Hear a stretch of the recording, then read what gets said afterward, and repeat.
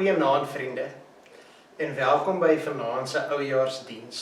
Ons is aan die einde van hierdie jaar 2020 en aan die einde van 'n jaar wat ons beslis vir altyd sal onthou. Ek dink dit is veilig om te sê dat hierdie jaar inderdaad 'n interessante en baie uitdagende en in baie opsigte baie seer jaar vir baie van ons was, indien nie vir meeste of almal van ons was nie.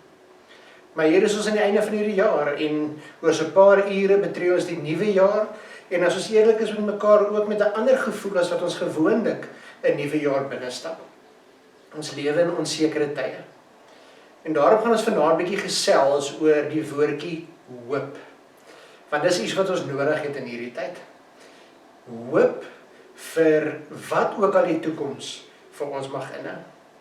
So weer eens welkom by vanaand se diens, mag julle as gesin en geliefdes daar waar julle by mekaar is, hierdie tydjie wat ons saam met mekaar gaan spandeer, geniet, maar mag julle die teenwoordigheid van die Here baie intiem ervaar.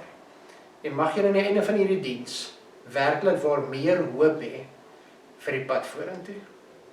Ek wil vanaand se diens begin deur vir ons 'n gebed te lees wat ek in die week wat verby is raak gelees het. En ek wil graag met ons deel om hierdie diens te begin, want ek dink dit som dit wat ons vanaand hier by mekaar doen mooi op.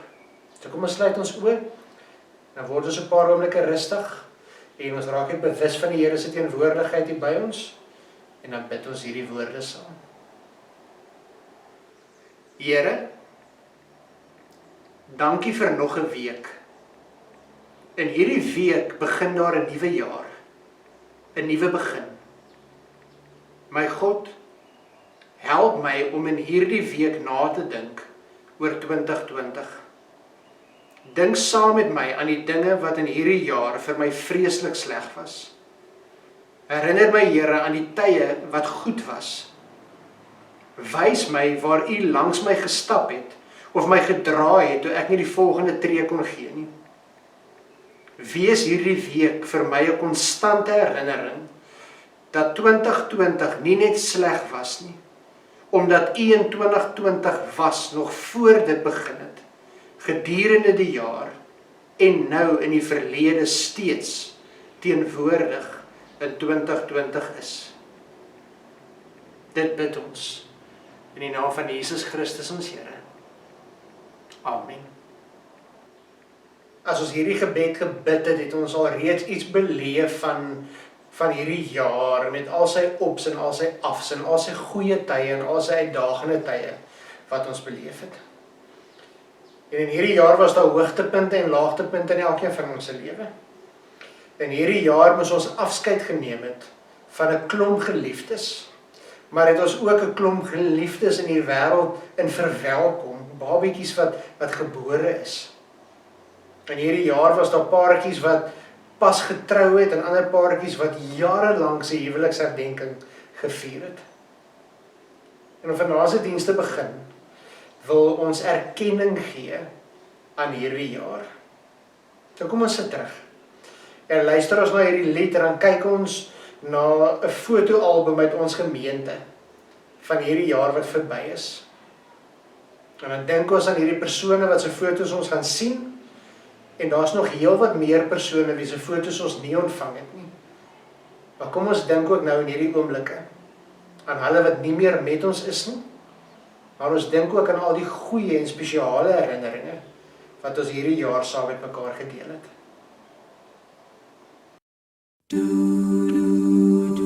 Should all acquaintance be forgot and never brought to mind? Should old acquaintance be forgot and all lang syne?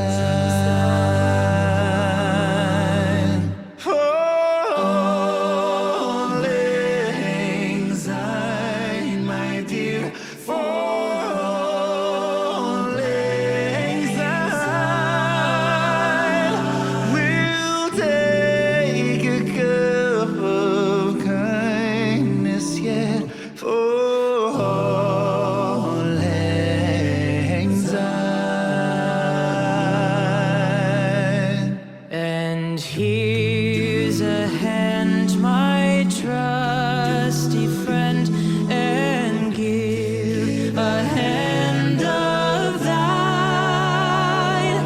We'll take a cup of kindness yet for all lang syne. For auld lang syne, my dear, for auld lang syne. We'll take a cup of kindness yet for auld lang syne. Auld lang syne. Should old acquaintance be forgot and never brought to mind? Should old acquaintance be forgot and old lang syne? For auld lang syne, my dear, for auld lang syne.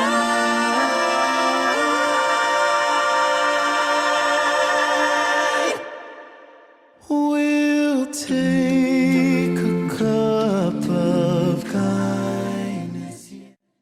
Soos ons reeds in die begin van die diens gesê het, praat ons vanaand oor die tema van hoop. En ons skriflesing vanaand kom uit Romeine hoofstuk 8. Romeine hoofstuk 8, en ons gaan 'n goeie gedeelte saam lees. Ons gaan saam lees van vers 18 af, al die pad tot die einde van die hoofstuk in vers 39. So Romeine hoofstuk 8, van vers 18 tot en met vers 39. Maar voordat ons saam lees, kom ons kry ons Bybels gereed, en onthou dat ons vir julle gevra het om elkeen 'n A4 papier en 'n potlood of 'n pen of inkleerpotlode gereed te hê. Nou as julle dit nie gereed het nie, stop gou hierdie video en gaan haal julle gou daardie papier en iets om te skryf. Een vir elkeen in die gesin, want julle gaan dit nodig hê as ons nou by die boodskap kom.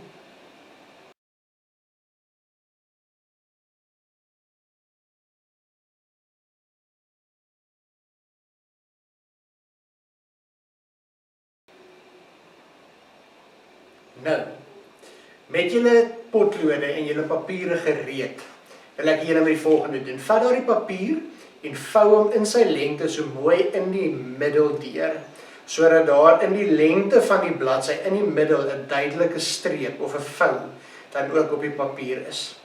In die boonste hoek kan jy dan ook 'n naam vir die bladsy gee, noem dit sommer my lewensjaar 2020 of wat se naam jy dit ook al wil gee, en dan gaan jy die volgende doen. Jy gaan dink oor die jaar wat verby is. En dan gaan jy dink aan al die spesiale oomblikke in jou lewe, maar ook al die teleurstellings, al die seer dinge wat hierdie jaar op jou pad gebeur het. Nou, dit is onmoontlik om 'n hele jaar in een bladsy op te som. So daarom vir hierdie oefening vanaand wil ek vra dat jy net sal dink aan hierdie wat nou regtig uitstaan vir vanaand. Daardie foutjie in die middel van die bladsy, kom ons sien dit as die gemiddelde gebeure in ons lewe. So dis die alledaagse gebeure in ons lewe. En nou begin jy. En dan dink jy in 'n jaar wat verby is. En so aan die begin van die bladsy, kom ons sê, jy sê in Januarie maand, aan die begin van hierdie jaar, het daar iets spesiaals in my lewe gebeur. En dan bo die streep, maak jy dan vir jou 'n merkie. So as dit iets spesiaal was, maar dit was nou nie besonder nie, dan is dit so net bo die middelste streepie, maar as dit 'n baie spesiale iets is wat gebeur het, dan kan jy besluit hoe hoog op, wat so hoogtepunt daar in jou lewe was. En ek dink soos vir die jaar verby gegaan het, as daar nou weer hier in Maart, April maand iets slegs met jou gebeur het, afhangende van hoe seer of sleg dit was, dan maak jy weer vir jou 'n merkie onder daardie middelste streep. En so beweeg jy deur die jaar. En wat jy dan doen, dan verbind jy daardie kolletjies of merkies met mekaar, sodat jy 'n patroon op jou bladsy kan sien. As jy dit reg doen, dan behoort jou bladsy teen die einde van hierdie oefening iets soos die volgende te lyk. Nou, pause nou hierdie video, sodat jy genoeg tyd het, en dink mooi oor hierdie jaar wat verby is, en hierdie momente in jou lewe. En dan as jy wil, as jy klaar hierdie merkies gemaak het, dan kan jy nou so vinnig net vir mekaar wys, sodat jy elkeen 'n idee kan kry van hoe hierdie jaar in julle lewe ook was. En as jy klaar is met hierdie oefening en julle streepies getrek is, druk dan weer die play knoppie, en dan gaan ons aan met die diens.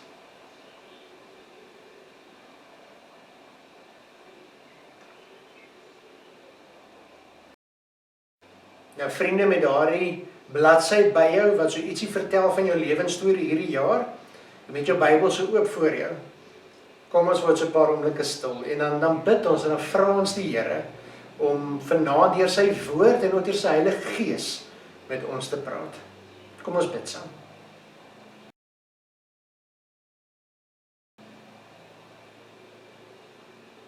Here, U weet alles. U ken ons beter as enigiemand anders. Here, U ken elke gedagte, elke droom, elke ideaal, elke bekommernis, elke stukkie hartseer. Ja, Here, U weet van elke een van hierdie merkies wat op hierdie bladsye van ons gemaak is. En ook van elke merkie wat nie eers op hierdie bladsy is nie, maar wat hierdie jaar gebeur het. Here, U weet van elke keer wanneer ons hierdie jaar verlang het na iemand wat nie meer met ons is nie. Maar U ken ook elke glimlag wat ons hierdie jaar gelag het, so wat ons gesien het hoe ons nuwe babietjies die lewe beleef en dinge vir die eerste keer ervaar. Ja, Here, U was daar deur die goeie en die slegte tye. Here, U weet ook dat ons bekommerd is, onseker is, bang is, aan die einde van 'n moeilike jaar, en aan die einde van hierdie jaar beleef ons 'n tweede vlaag van hierdie pandemie, wat selfs nog erger as die eerste een was. En Here, ervaar ons 'n groot stuk vrees en bekommernis en onsekerheid oor hierdie nuwe jaar wat vir ons voorlê. Ja, Here, waar hierdie nuwe jaar gewoonlik vir ons 'n punt van oorbegin is, betree ons hierdie nuwe jaar met 'n groot mate van onsekerheid en vrees in ons harte. En Here, daarom kom ons vanaand na U toe, en vra ons dat U vanaand deur U woord met ons sal kom praat, Here, sodat U vir ons sal kom leer, Here, sodat U vir ons sal kom vrede gee, sodat U vir ons sal kom hoop gee, wat ons saam met ons kan dra, deur hierdie jaar wat voorlê. Praat met ons, Here, want ons U kinders luister. Amen. Kom ons lees saam Romeine hoofstuk 8 van vers 18 tot en met vers 39.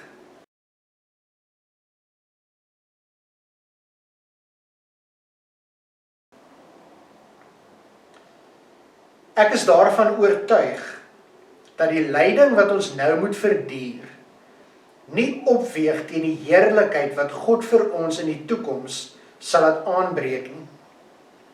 Die skepping sien met gespanne verwagting daarna uit, dat God bekend sal maak wie sy kinders is.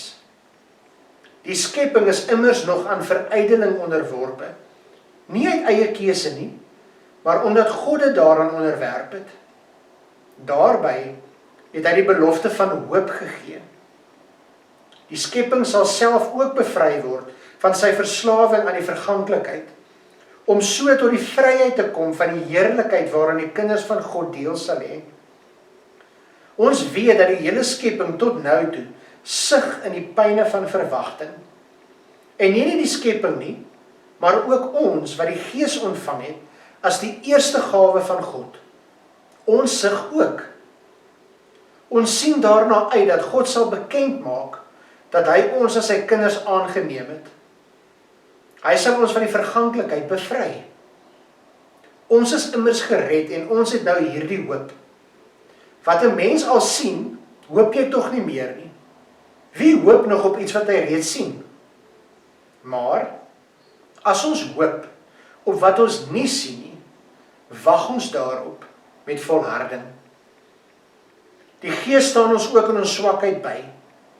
Ons weet nie wat en hoe ons behoort te bid nie, maar die Gees self pleit vir ons met versigtinge wat nie met woorde gesê word nie. En God, wat die harte deurgrond, weet wat die bedoeling van die Gees is, want hy pleit volgens die wil van God vir die gelowiges.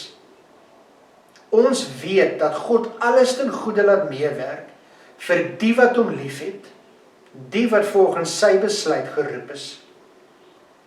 Die wat hy lank tevore verkies het, het hy ook bestem om gelykvormig te wees aan die beeld van sy seun, sodat sy seun baie broers kan hê waarvan hy die eerste is. Die wat hy daartoe bestem het, het hy ook geroep. En die wat hy geroep het, het hy ook vrygespreek. En die wat hy vrygespreek het, het hy ook verheerlik.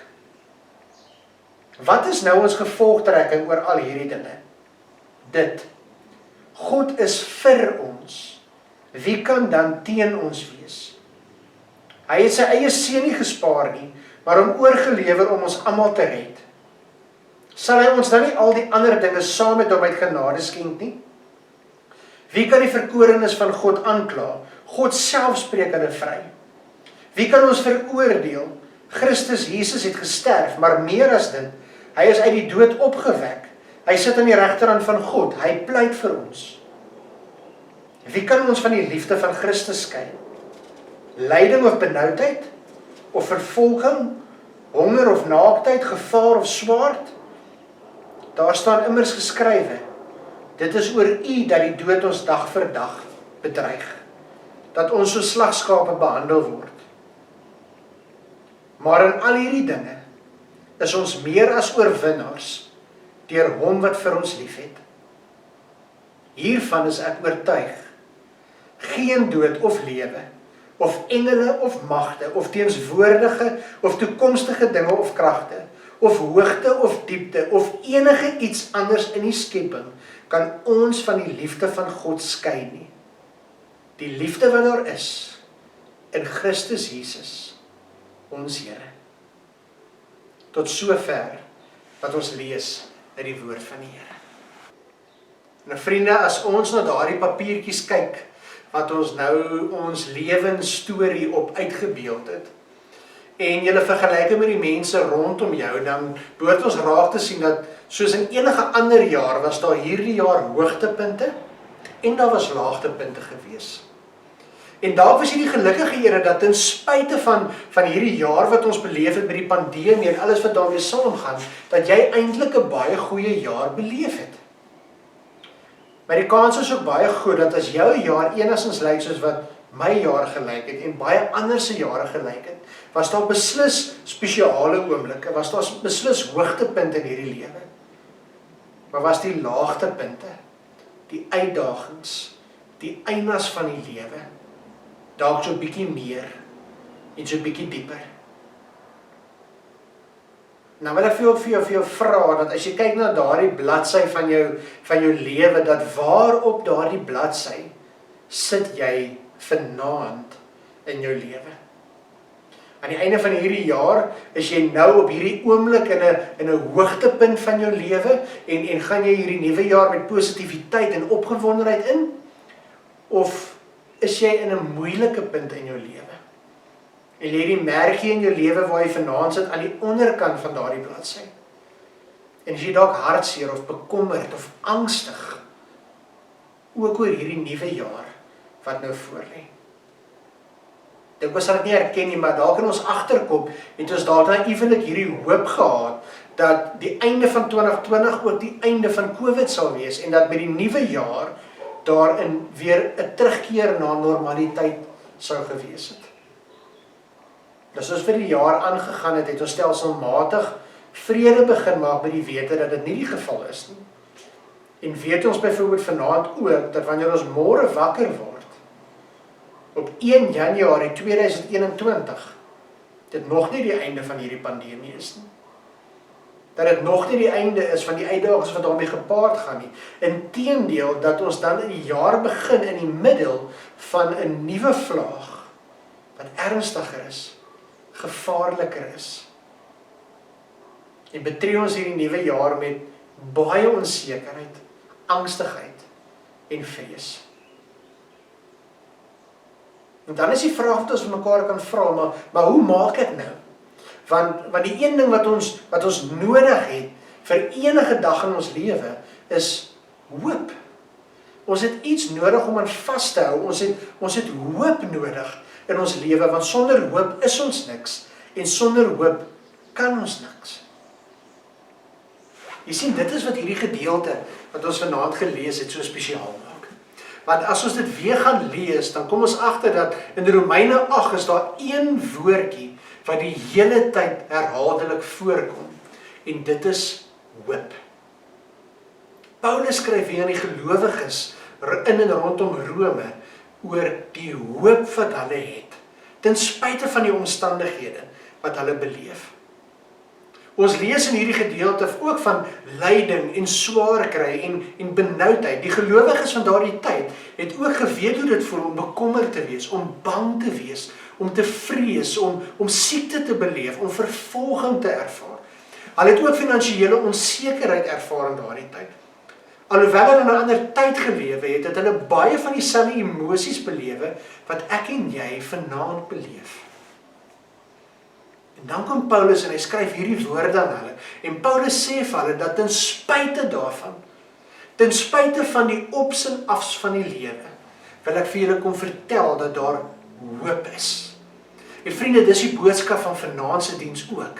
Dat maak nie saak hoe die jaar gelyk het wat verby is nie.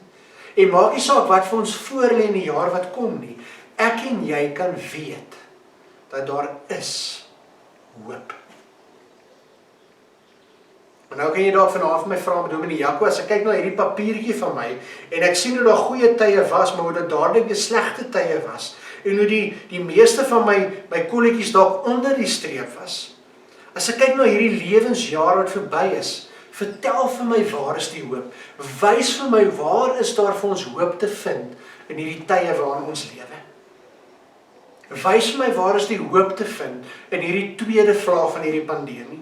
Wys vir my, waar is daar hoop te vind terwyl my man of my vrou vanaand op hierdie oomblik in die hospitaal lê en ons nie by mekaar kan wees nie en ons nie eers weet of ons mekaar weer sal sien nie. Wys vir my, Dominee Jaco, waar is die hoop terwyl ek hierdie nuwe jaar tegemoet gaan en nie weet hoe ek kos op my kinders se tafel gaan sit nie. En vriende, dis baie relevante vrae. En dis nie vrae met 'n eenvoudige en 'n maklike antwoord nie.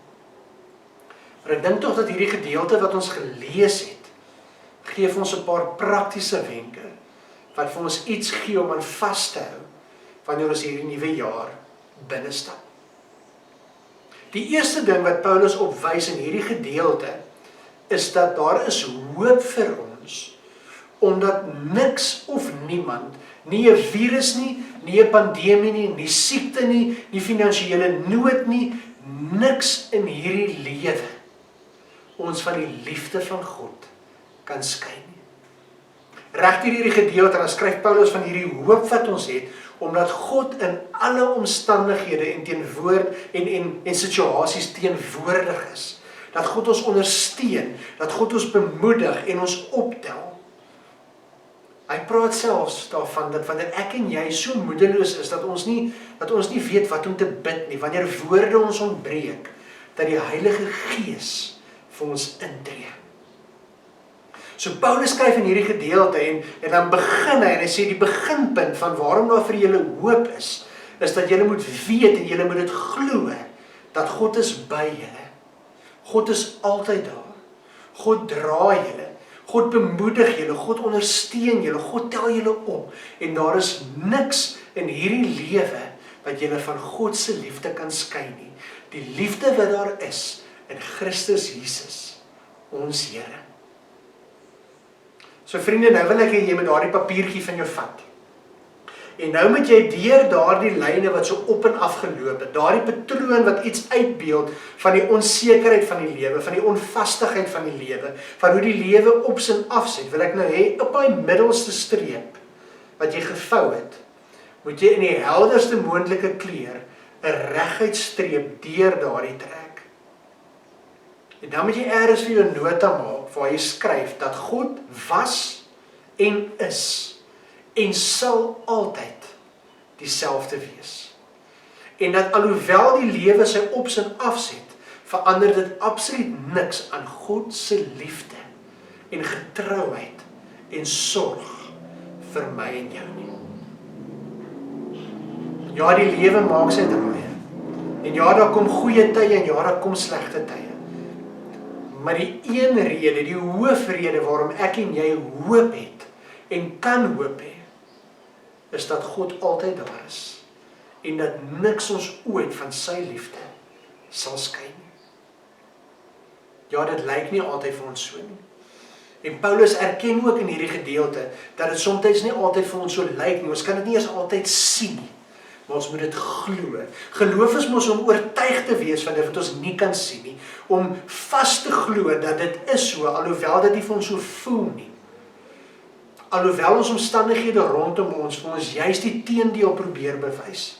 Selfs al wat ons met ons eie oë sien, dit vir ons moeilik maak om te sien en te kan bewys met ons glo dat God se liefde is elke oomblik van elke dag dieselfde. God is daar vir ons, stap saam met ons, dra ons, bemoedig ons. So dis die eerste boodskap uit hierdie gedeelte vir vanaand. Dis daardie reguit streep wat jy deur jou bladsy kan trek, dat God is en sal altyd getrou wees. Vriende, die volgende ding wat ons in hierdie gedeelte lees, en wat so 'n bietjie moeiliker is vir ons om aan vas te hou in tye soos hierdie, is dat ons kan leer by die gelowiges van daardie tyd, dat hulle gelewe het met 'n groter prentjie in gedagte. Paulus daag die gelowiges in hierdie gedeelte uit, om raak te sien, dat alhoewel lyding en swaar kry en benoudheid en bekommernis deel is van kinders van die Here se lewe. Dat kinders van die Here nie gevrywaar word daarvan nie. Dat die einas en die seers van die lewe deel is van enige mens, ook my en jou lewe, is dit nie die grootste realiteit van ons lewe nie. En dat hierdie lyding wat ons op hierdie kort tydjie op aarde beleef, nie opweeg teen die heerlikheid wat God vir ons in gedagte het nie. Die vroeë Christene het van die begin af altyd geleef met 'n ewigheidsperspektief. Hulle het geweet dat hierdie lewe maar 'n spikkeltjie is op die ewige lewe wat God reeds vir ons in gedagte het. En dis vir ons 'n moeilike ding vandag om te verstaan, want ons is geneig om bietjie meer vrae te vra as die gelowiges van daardie tyd. Ons is geneig om bietjie meer wetenskaplik te probeer dink as die gelowiges van die eerste vroeë kerk. Maar dalk is dit juist ons uitdaging. Dalk is dit juist nodig dat ek en jy opnuut weer met 'n ewigheidsperspektief begin leef. En raak sien dat ja, in hierdie lewe op aarde gaan dit nie maanskyn en rose wees nie. Ja, daar gaan uitdagings op ons pad kom. Ja, ons gaan geliefdes aan die dood moet afstaan. Ja, ons gaan onregverdig benadeel word. Ja, daar gaan dinge op ons pad kom wat ons nie verstaan nie, en wat ons nie die antwoorde voor het nie, nooit die antwoorde voor gaan hê nie. En daar's nie 'n maklike verduideliking daarvoor nie.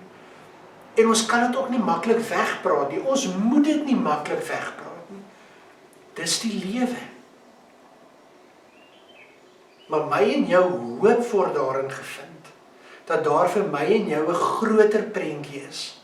Omdat Christus vir ons aan die kruis gesterf het, omdat Christus sy eie lewe gegee het, maar uit die dood uit opgestaan het en oorwin het en aan my en jou die ewige lewe gegee het, weet ek en jy dat na hierdie swaar kry en lyding en hartseer verby is, daar vir ons 'n groter heerlikheid wag. 'n Heerlikheid wat soveel meer is as hierdie uitdagings wat ons nou beleef. Verstaan my reg dat dit maak nie hierdie uitdagings makliker nie. Dit praat dit nie beter nie. Daardie foto's wat ons vroeër na gekyk het van geliefdes wat nie meer met ons is nie, gaan altyd hartseer wees. En ons gaan verlang. Maar ons kan ook weet dat in hulle geval was die dood nie die finale storie nie. Maar daardie heerlikheid waarvan ons in hierdie gedeelte lees, alreeds vir hulle waar geword.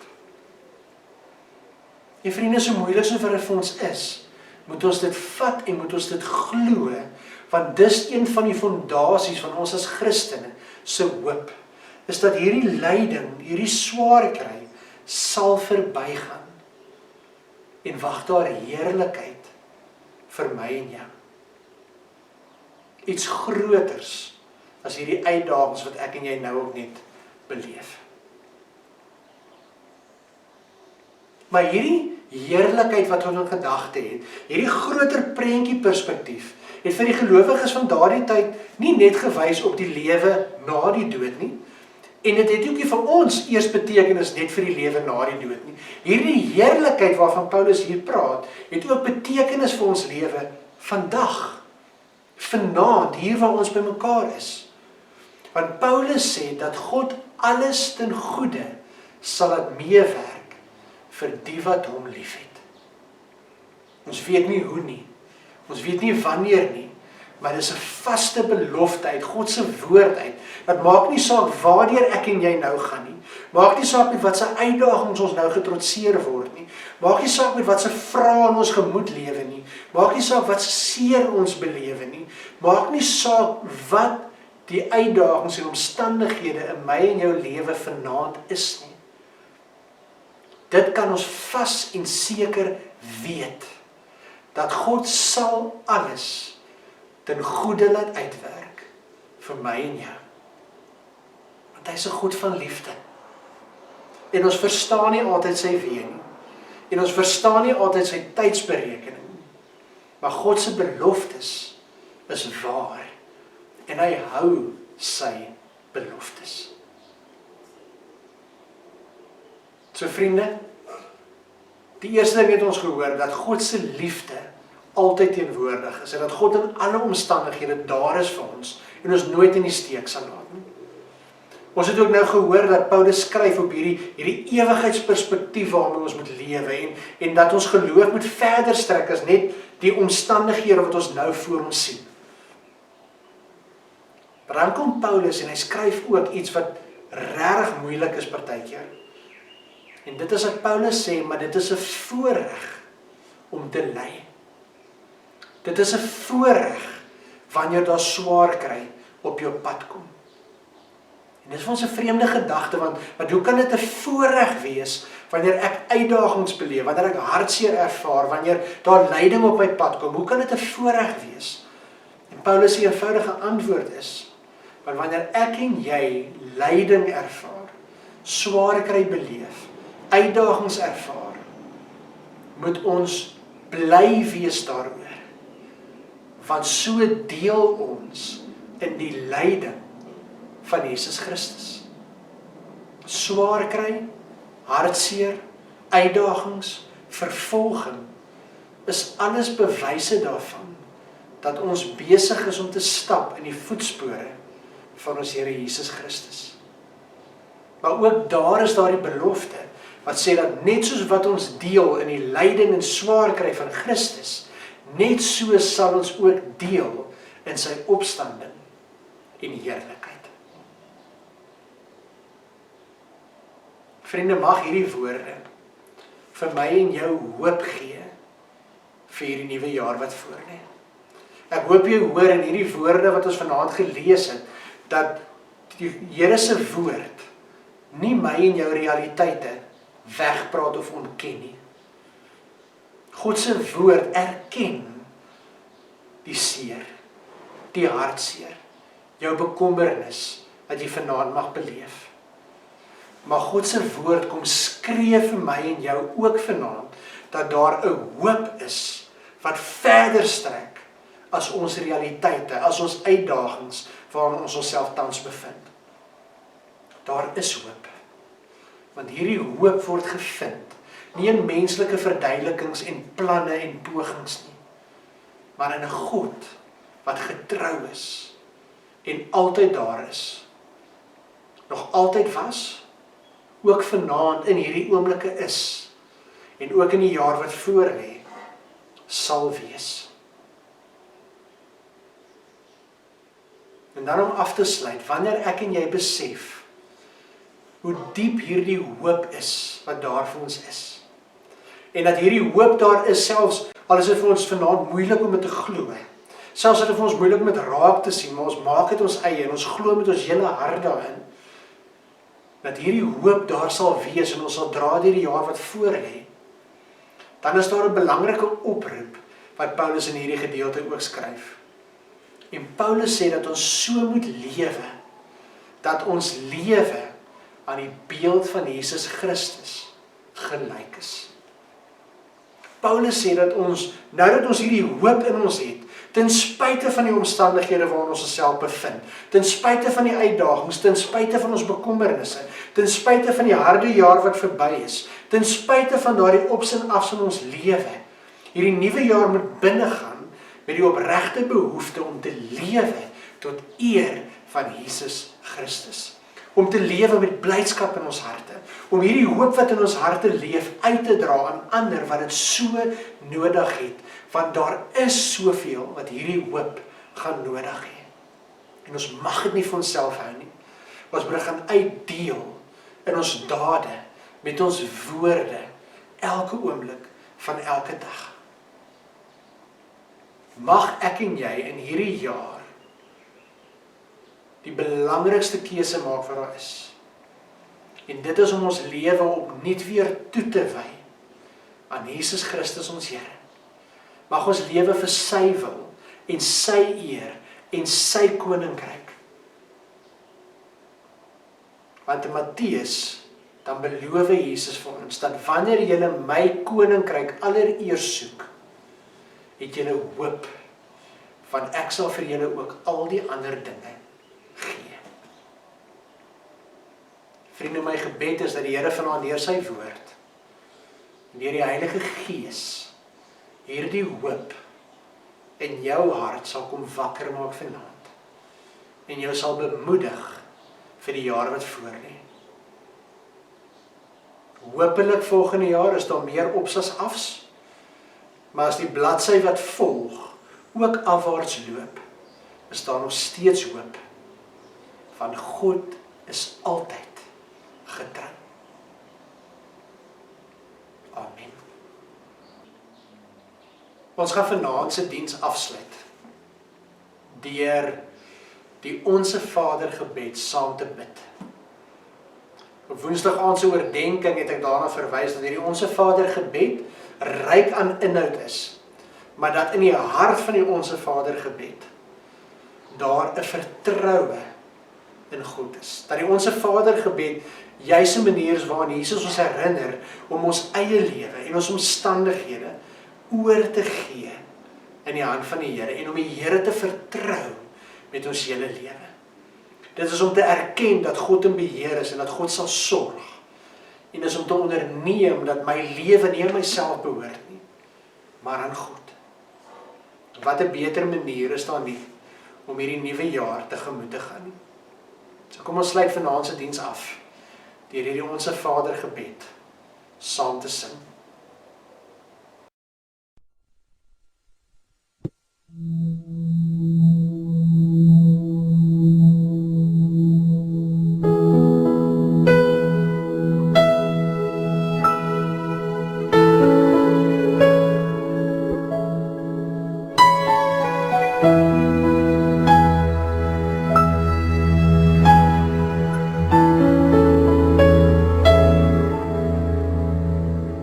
Ons Vader wat woon in die hemel, geheilig sy U naam.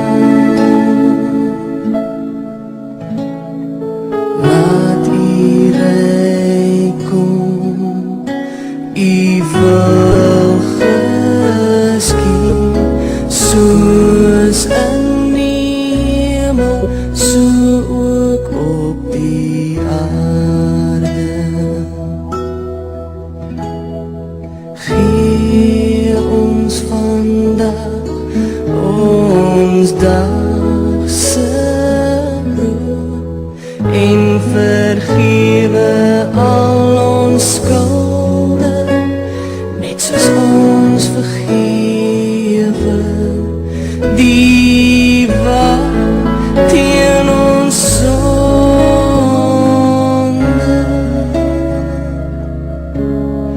Laat kom ons nie in die versoeking, maar verlos ons van die bose. Van U is die ryk en die sterkte en die ere, vir ewig en ewig.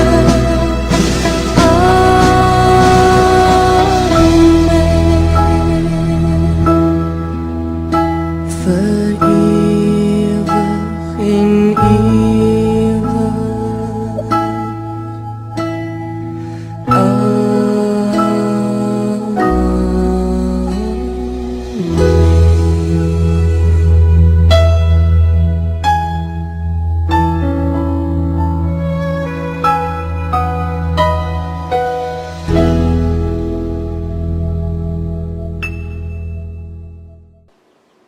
Vriende, baie dankie dat julle vanaand se diens saam met ons gekuier het.